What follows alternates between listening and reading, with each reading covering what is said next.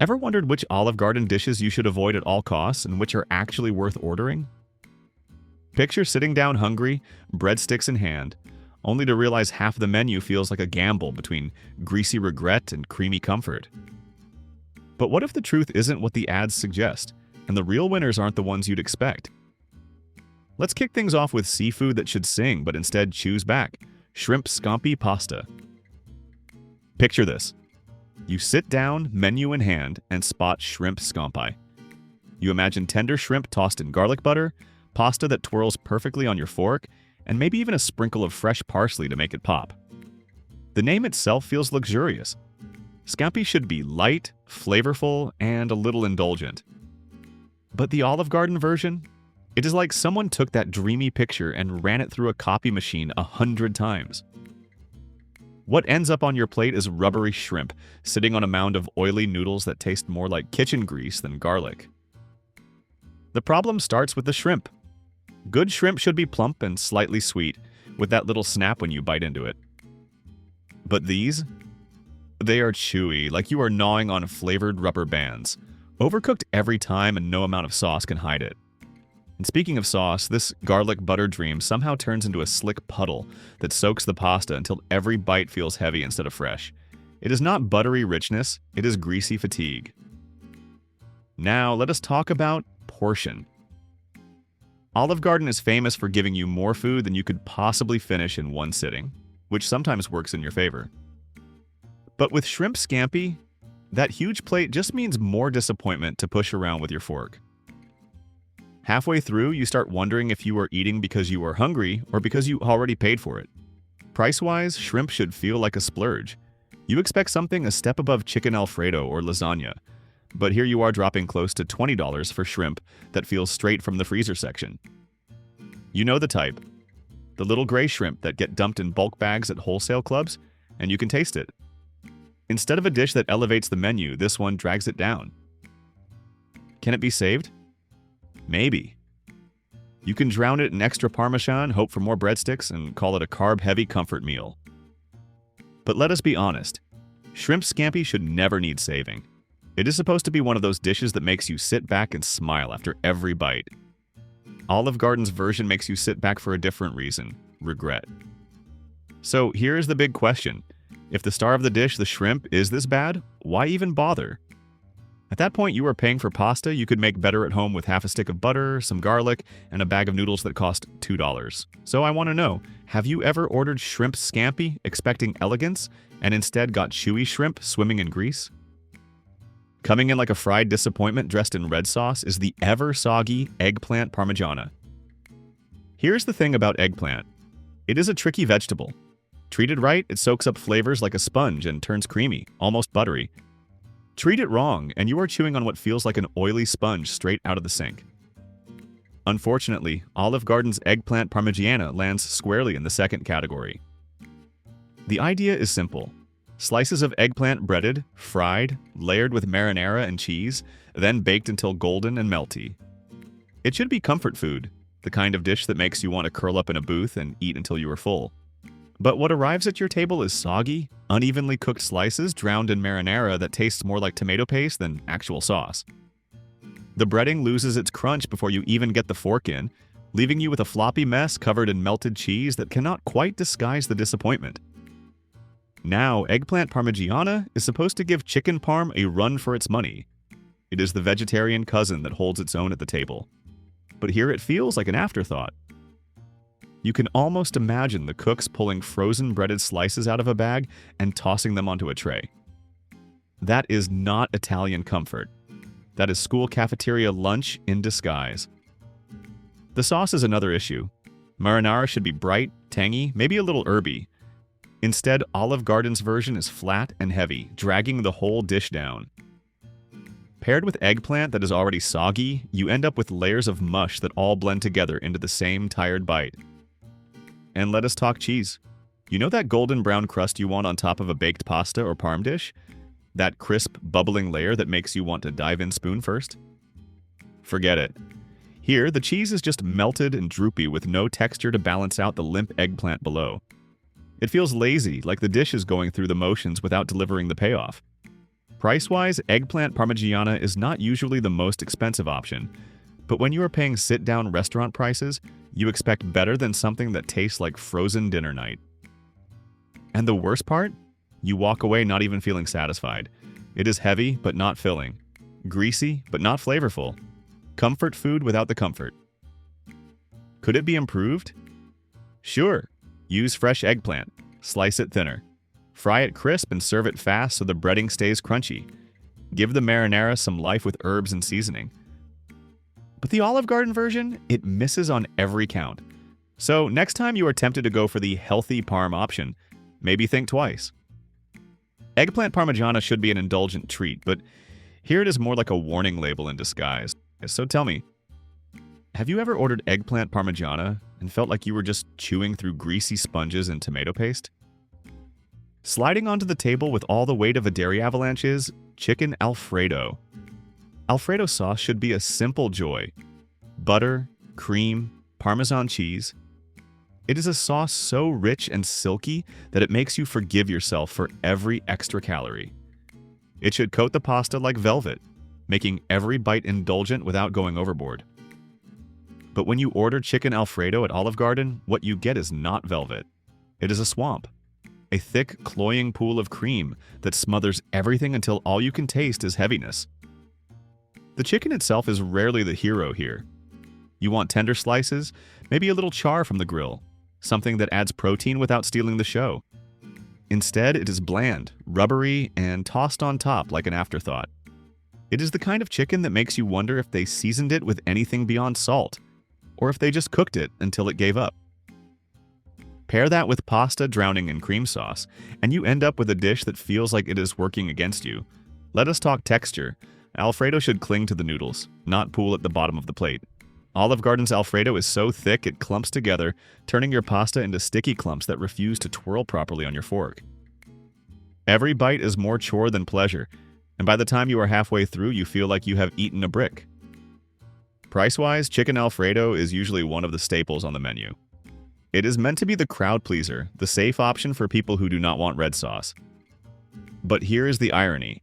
Safe does not mean good. It is not cheap, it is not exciting, and it is not worth what they charge. You could make better Alfredo at home with 3 ingredients and half the effort. Can it be rescued? Maybe. Add black pepper, a squeeze of lemon, a sprinkle of fresh parsley. Anything to cut through the heaviness. But at that point, you are doing the work the restaurant should have done for you.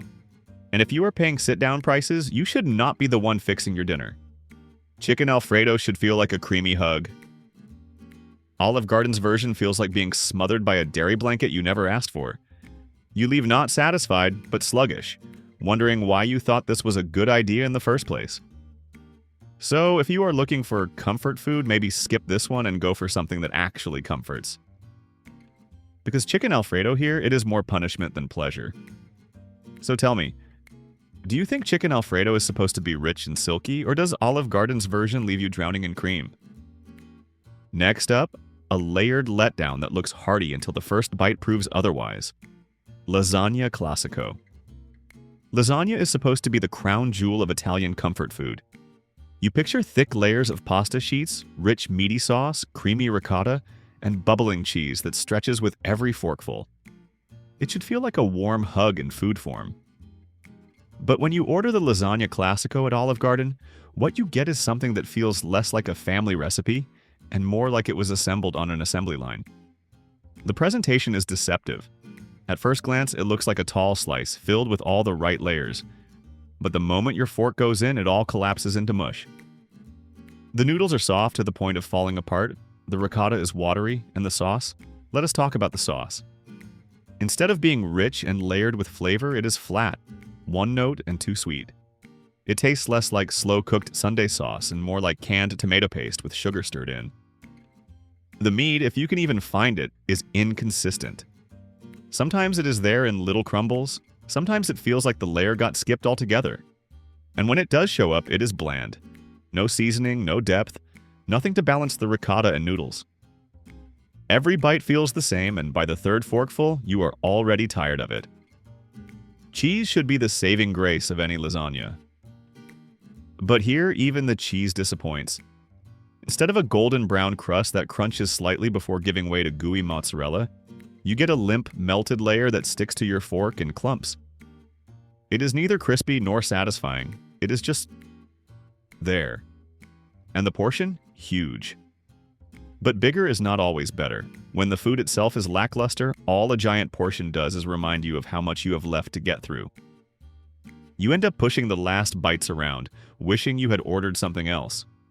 Price-wise, lasagna should feel like a hearty value meal, something that fills you up and leaves you happy. Instead, you leave stuffed but unsatisfied, weighed down more by regret than by pasta.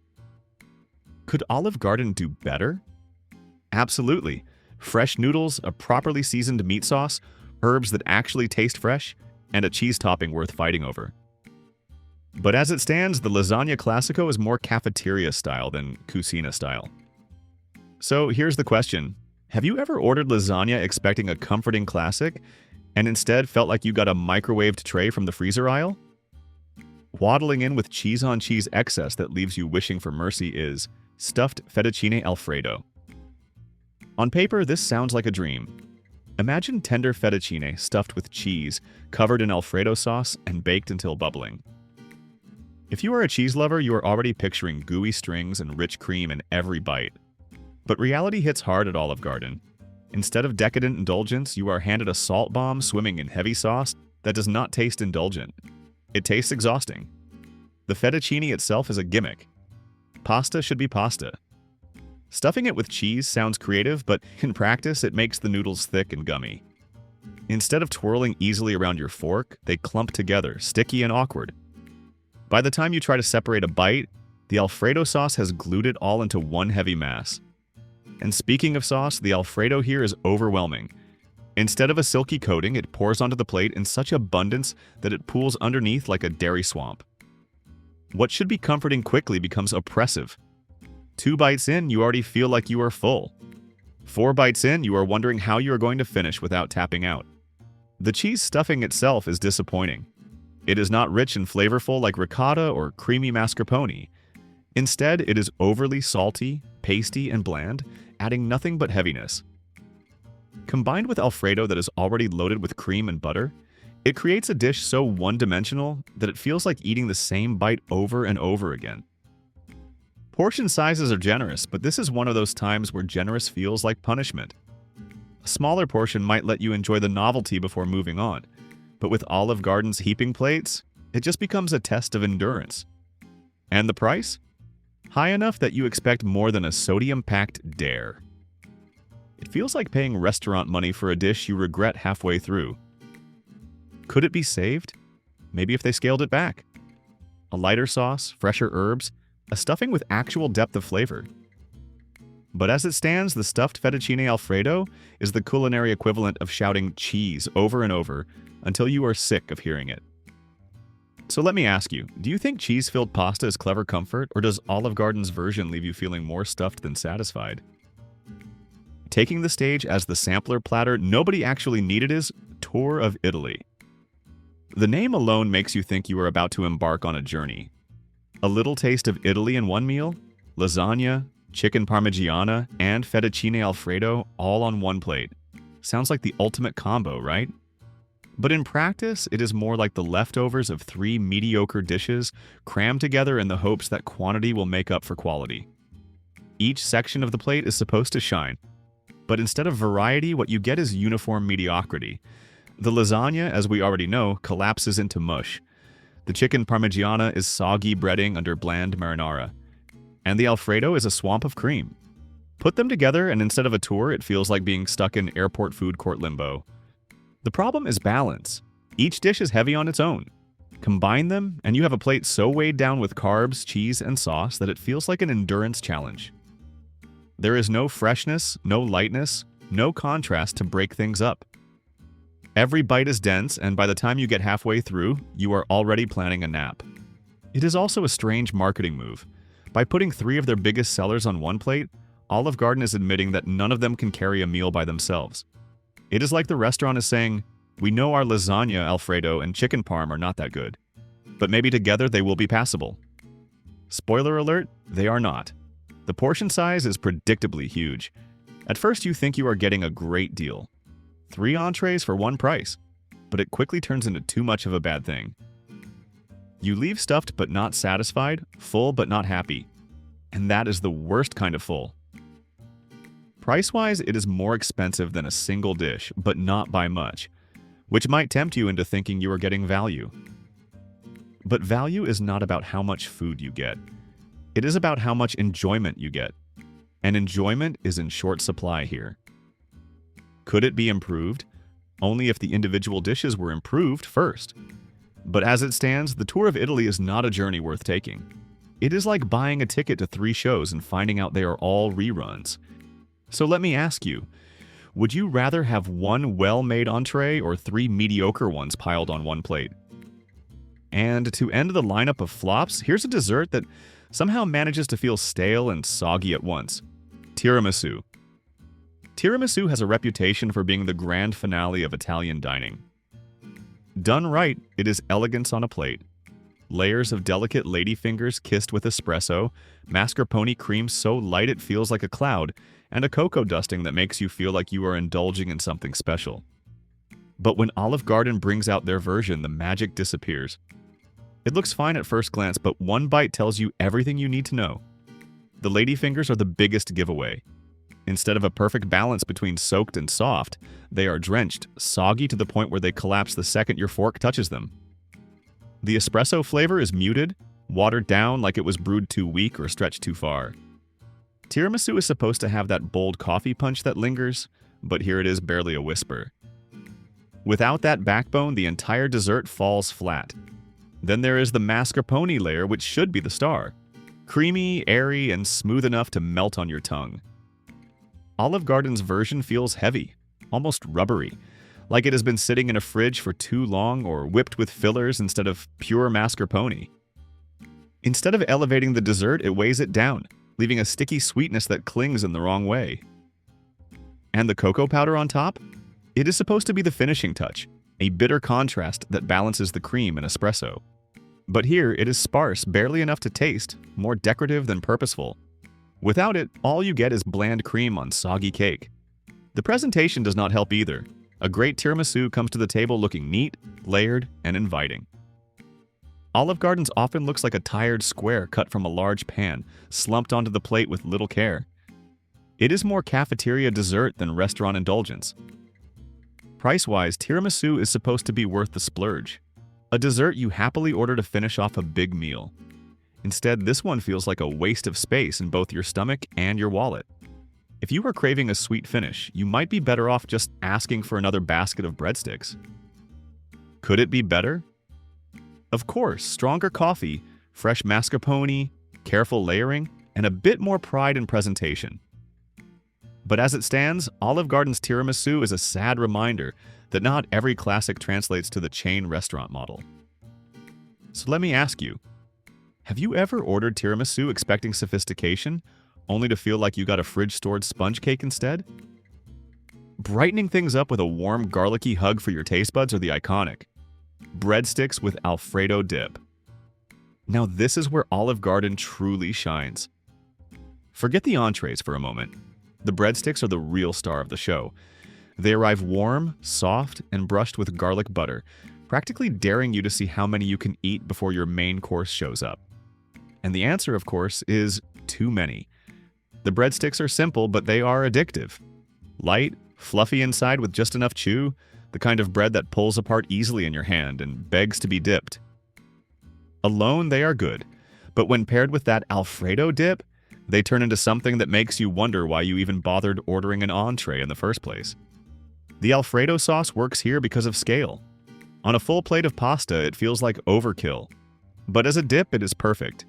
Creamy, cheesy, and salty enough to complement the bread without overwhelming it. Each bite is balanced, indulgent, but not exhausting. It is the kind of snack you could keep going back to all night without getting tired. And let's be real, the unlimited refill policy is the genius move that has kept Olive Garden in business for decades. People might complain about the entrees, but everyone remembers the breadsticks. They are nostalgic, they are comforting. They are the reason many people walk in the door in the first place. Price-wise, they are unbeatable. free with every meal, and if you want the Alfredo dip, it is just a small extra cost. Compared to the overpriced entrees, this combo feels like a steal. You walk out remembering the breadsticks, and that says everything about where Olive Garden's true strength lies. Even critics admit this part of the menu is bulletproof. No matter how you feel about the rest of the food, the breadsticks with Alfredo dip are reliable, craveable, and iconic. So tell me, do you ever find yourself so full of breadsticks and Alfredo dip that you barely touch your entree? Or is that the whole point of going to Olive Garden? And finally, the cozy bowl that truly earns its spot on the table, Zuppa Toscana soup.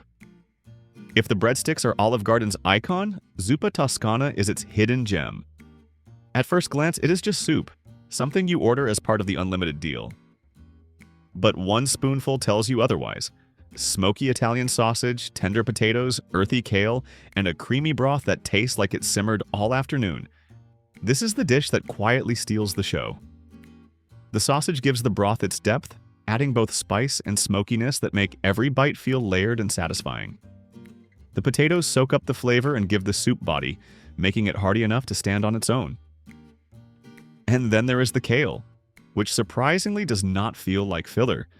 It softens into the broth, adding a bit of freshness and color that balances the richness of the cream. Unlike many of the entrees, this soup feels consistent. It tastes like it was made with care, not just pulled from a freezer bag. The seasoning is right, the textures work together, and it has that homemade quality that most of the Olive Garden menu is missing. It is not flashy, but it does not need to be. It delivers exactly what you want: warmth, comfort, and flavor. Price-wise, it is one of the best deals you can get at Olive Garden, especially when you order it as part of the unlimited soup, salad, and breadsticks deal. You could easily make a whole meal out of it, and many people do. Compared to the disappointment of dishes like Alfredo or lasagna, Zuppa Toscana feels like a small victory. Proof that Olive Garden can get it right when they keep things simple. It might not look like much when it arrives, but it is one of those dishes that makes you keep dipping your spoon back in until the bowl is empty. It is comforting without being heavy, flavorful without being fussy, and satisfying in a way that few other items on the menu manage to be. So here's my question. Have you ever gone in for the unlimited soup, salad, and breadsticks deal, and secretly wished the Zuppa Toscana was the only thing you needed? And there you have it. Now drop your own Olive Garden hit list in the comments, hit that like button if you have ever filled up on breadsticks before dinner, and subscribe to the hidden menu so you never miss the next round of food confessions. And remember, the truth is not always on the menu.